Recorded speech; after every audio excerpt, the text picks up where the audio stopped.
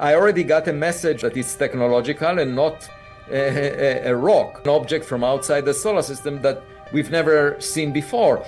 It began with nothing more than a flicker, an anomaly so faint it could have been dismissed as noise, a harmless glitch in the stream of cosmic data pouring into the SOHO spacecraft. Space is littered with such phantoms, drifting debris, stray reflections, whispers of light that vanish as quickly as they appear.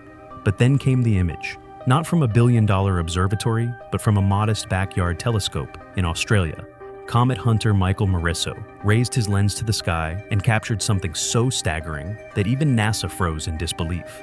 An object with a tail stretched wider than 5 full moons suddenly ignited across the heavens, blazing a path straight toward the sun. This was no ordinary visitor. It was bigger, brighter, and infinitely more unsettling than anything humanity had ever tracked before. Overnight, the shadow of 3I Atlas faded, replaced by a new titan, one that dwarfed Atlas not only in scale, but in enigma. Its name, CEASH 2025 R2 Swan. But Swan was no comet, no asteroid, and certainly no familiar child of our solar system. Instead, it pulsed, glowing with strange patterned bursts of energy, as if obeying a hidden rhythm, as if following a schedule. The James Webb Space Telescope was ordered to lock its gaze upon this colossal intruder, to strip away the mystery. What it uncovered sent shivers across the scientific world. This was no wandering rock. This was a construct, a machine, forged with purpose. Astronomers marked the date, September 12, 2025, when Swan was first confirmed by the SWAN instrument aboard SOHO. 2 days later, everything escalated. Amateur astronomer Matzo trained his telescope on the object and captured the impossible, an immense tail stretching 2.5 degrees across the sky.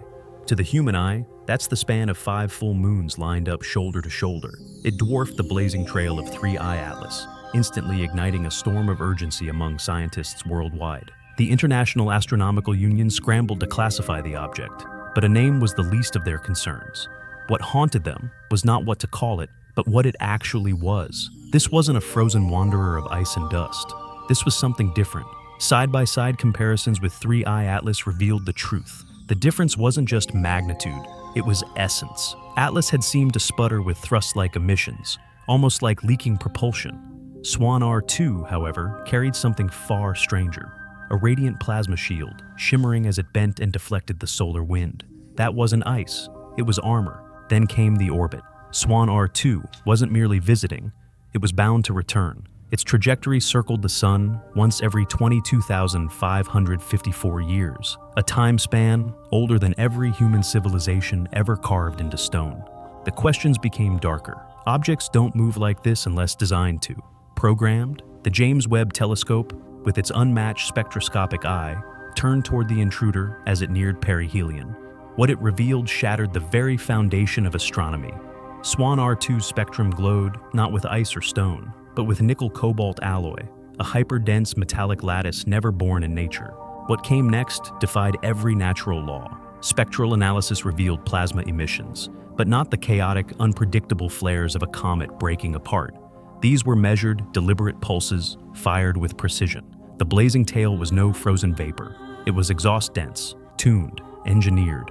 Yes, carbon dioxide and carbon monoxide were present, but laced within them surged streams of ionized nickel plasma. Nature doesn't do that. These weren't random outbursts. They were thrust events, course corrections, executed with perfect control. And then there was the color shift.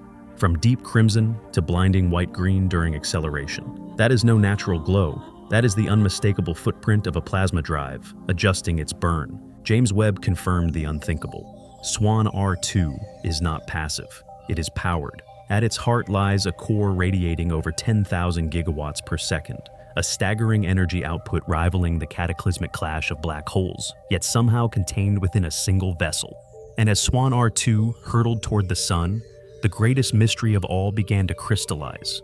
Its path wasn't chaotic. It was precise, meticulously charted to converge with 3I Atlas almost simultaneously. The date, October 2025. On a cosmic scale, such timing borders on the impossible. Swan R2 emerges from Aquarius, while 3I Atlas drifts from Sagittarius. Two wanderers, two entirely different birthplaces, now drawn into the same narrow corridor of space, set to meet behind the sun. in the one place Earth's telescopes cannot watch. This is not chance, this is choreography. Some scientists argue Swan R2 was dispatched to intercept 3I Atlas, to retrieve it, to destroy it, or to force a meeting. Others insist both objects belong to a larger network, a surveillance lattice operating on timescales far older than any human record. If that's true, the sun becomes more than a star in their path. It's a focal point, a gate, the anchor of whatever system guides them. These machines may be answering something we triggered, our beacons, our signals, our technology, or perhaps a rhythm we unknowingly joined, and the past grows eerier the closer you look. Researchers like Graham Hancock, Swan R2 may have brushed Earth roughly 22,000 years ago, at the close of the last ice age. That era coincides with the sudden rise of monuments, star maps, and precisely aligned structures. Pyramids aimed at Orion, ritual sites keyed to Aquarius, calendars tuned to the ecliptic. Were those ancient builders mapping cycles they observed? Were they tracking Swan R2's return, engraving warnings in stone for a future that would one day read them? The precision of the Great Pyramid, Göbekli Tepe, and Mayan calendars hints at a knowledge of celestial rhythms, knowledge that may now be answering us from the dark between the stars. Only now are we beginning to grasp what Swan R2's return might mean. What we call myths could be memory, buried records of a prior encounter. And this time, we may not be mere spectators. We could be part of what comes next. 72 hours after the James Webb team released a redacted summary of their findings on Swan R2, a coordinated wave of removals swept the public archives.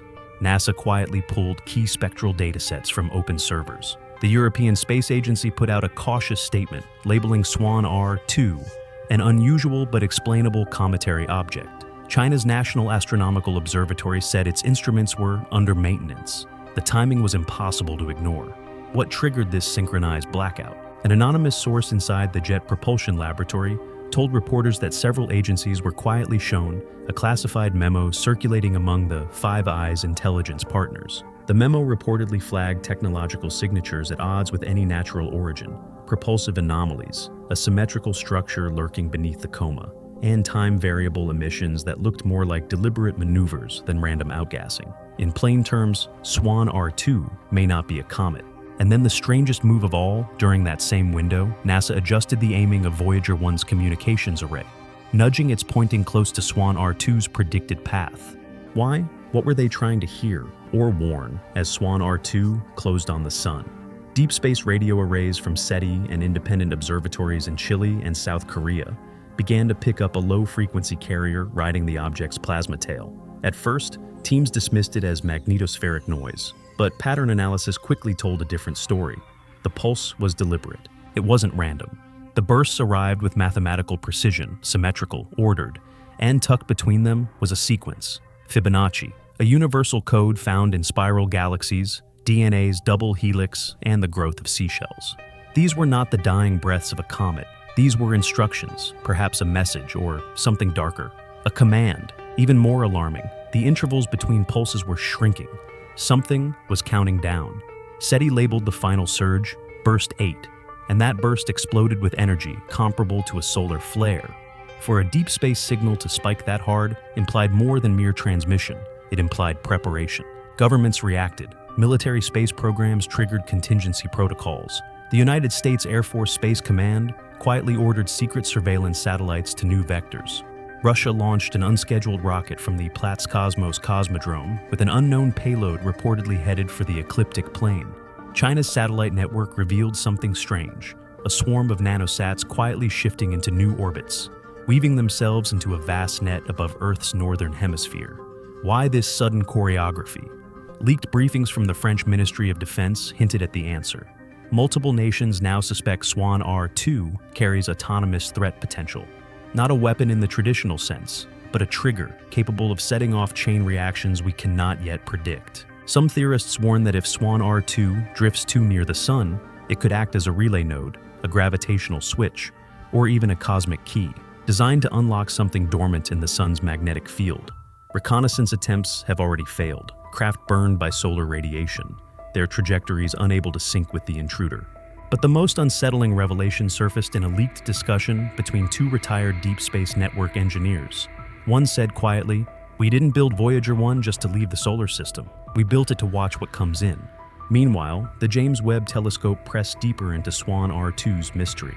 Beneath its blinding coma and its searing electromagnetic tail, something extraordinary emerged. Symmetry, radial geometry, fractal scaling, concentric arcs echoing the same golden ratio found in its Fibonacci-coded signal bursts. This was not chaos, it was design. Webb's spectrometry even caught periodic dips in reflected light, like the transits we use to detect exoplanets. Only here, the shadows betrayed a surface, layered, engineered, deliberate. The data painted a picture no natural body could match. A structure divided into chambers, reinforced with metallic lattices, lined with what appeared to be thermal insulation.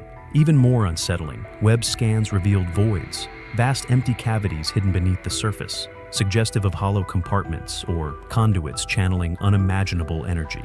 Swan R2 might be colossal, but it wasn't solid. It was engineered, built for endurance, for interstellar travel, for harvesting stellar power, or for containing something at its core. No asteroid, no comet, no fragment of nature has ever exhibited such properties. And so, one chilling question echoed through every control room on Earth. Who built it? As Swan R2 surged past Mercury's orbit, astronomers braced for a routine occultation, a brief disappearance behind the sun. They expected it to vanish for days, then emerge predictably on the far side. But that never happened. By mid-October, telescopes still saw nothing. No glowing coma, no plotted trajectory, no signal. For 6 days, the heavens were silent, as if the object had ceased to exist. Then, a solar observatory in Chile broke the silence. Its ultraviolet detectors caught a sudden spike, a violent burst of ion radiation. Swan R2 had reappeared, but not where it should have been. Instead, it materialized hundreds of thousands of kilometers off course, sliding toward the sun's southern pole. That pole is no ordinary region. It is where the sun's magnetic field folds in on itself like a Mobius strip, a place of gravitational knots and magnetic chaos. Some tried to explain it as a gravitational slingshot, a daring maneuver to bend Swan R2's path.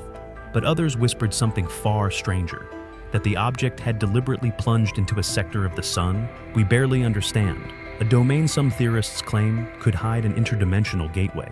And then it happened. At exactly 3:03 UTC, October 17th, as Swan R2 skimmed the sun's magnetic fold, Earth's space weather monitors went wild. Instruments recorded a sudden gamma-ray burst, not from some distant galaxy billions of light years away, but from inside our own heliosphere. It lasted only 0.7 seconds, a blink. Yet in that blink, it released more energy than the sun emits in 48 hours. Nothing like this had ever been seen. Worse still was its precision. Solar flares explode outward in every direction, but this burst carried vector. It was aimed. Its path cut straight through Earth's orbital plane, briefly scrambling satellite navigation and even disturbing deep-sea communications cables. The terror deepened when astronomers overlaid the burst's point of origin with Swan R2's last tracked position. They aligned perfectly. That meant only one possibility: something on or within the object had harnessed stellar energy and unleashed it.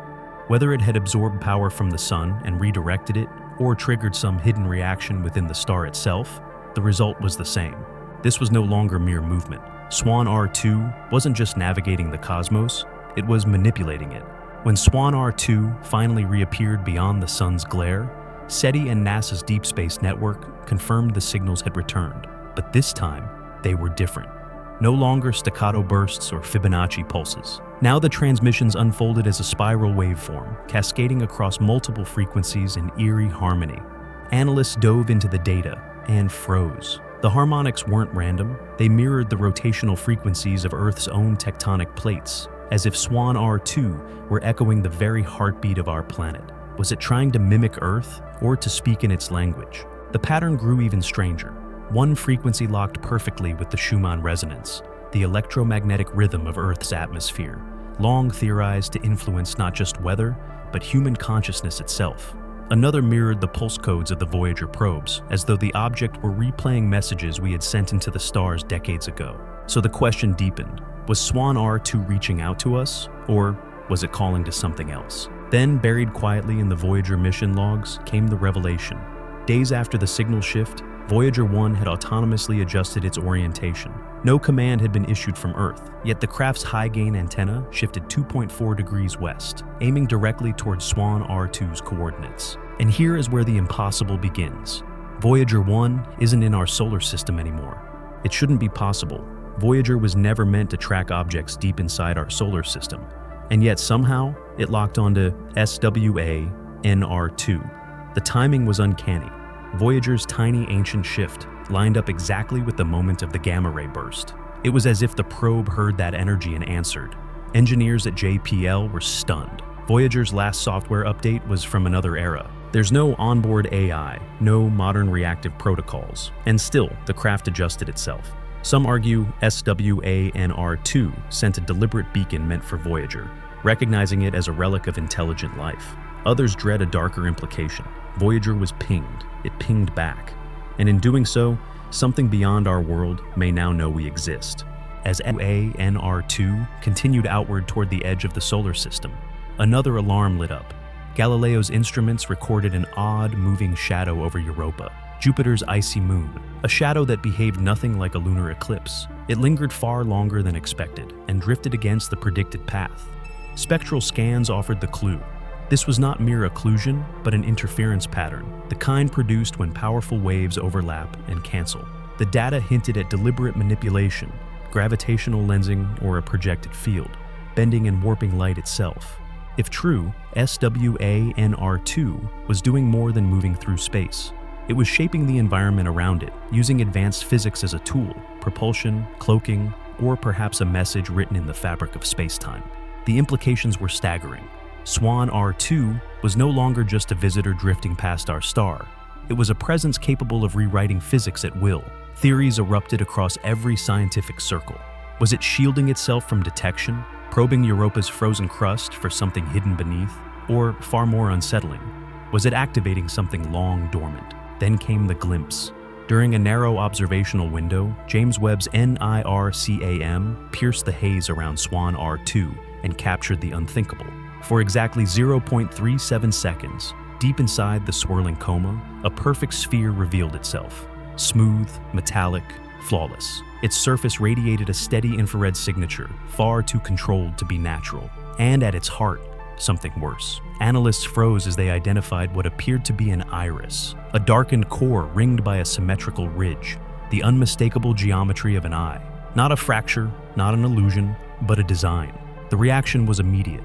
Was this sphere an optical sensor, a cosmic camera, a receiver, or was it something biological encased in machinery?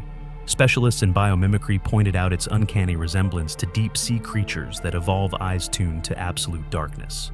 If so, then this eye could be engineered to see in wavelengths far beyond human perception, or perhaps to watch us. A team of independent researchers at MIT dropped a controversial paper that rocked the world of astronomy. They had sifted telemetry from Swan R2's signal bursts, and what they uncovered was nothing short of unnerving. Several harmonics in the transmissions matched the frequency envelopes used in Earth's earliest satellite communications, most notably the Cold War-era Project Echo. That discovery opens a chilling door. Either Swan R2 is deliberately imitating our signals to make contact, or it has been eavesdropping on Earth for decades and is now answering in our electromagnetic accent. Even more alarming, one harmonic lined up with the frequency of the original WOW signal from 1977, a tone long considered an ideal, near-silent channel for interstellar messaging.